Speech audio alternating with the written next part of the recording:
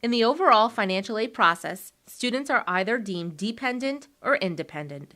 If a student is considered dependent, he or she needs to provide parental information on the FAFSA form. If the student is considered independent, he or she does not need to provide parental information. The questions on this screen determine a student's dependency status.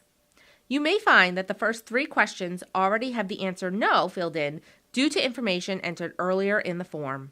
Read through the questions to confirm that they are indeed accurate. If you find that the second question, "Are you married?" is marked yes and the student is unmarried, the question on the first page of the FAFSA regarding student's marital status is incorrect. To correct the response, click on the Student Demographics tab at the top of the page and change the status to single. Keep in mind as you read through these questions that they relate to the student as noted on the left side of the form. There are a few prompts that I want to discuss in more detail.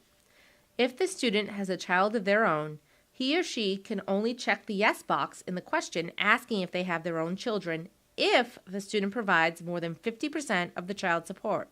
So for instance, the student would have to provide money to help pay for housing, food, diapers, etc.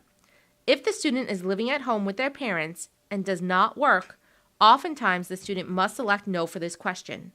For more information regarding your situation, call your college's financial aid office. If the student was in foster care at any point after the age of 13, he or she is considered an independent student.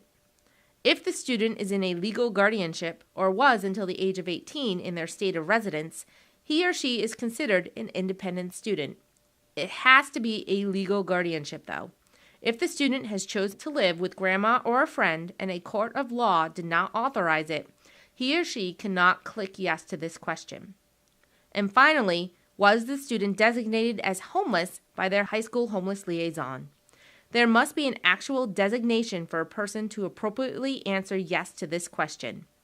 If the student considers themselves homeless but does not have that official designation, research who the high school homeless liaison is and work with that person to determine if an actual designation is warranted in the student's specific situation.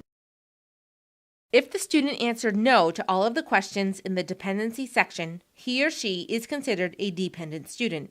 In order to move forward with the financial process and be considered for all types of federal student aid, parent information must be submitted. If the parent or parents are unwilling to provide their financial information, students can still submit the FAFSA form. However, they will only be eligible for the unsubsidized federal direct loan. By providing information on the FAFSA form, parents are not agreeing to help with any of the costs associated with their child attending college. By including the necessary financial information, parents are actually allowing their students the ability to qualify for all of the financial aid they are entitled to based on their family circumstances.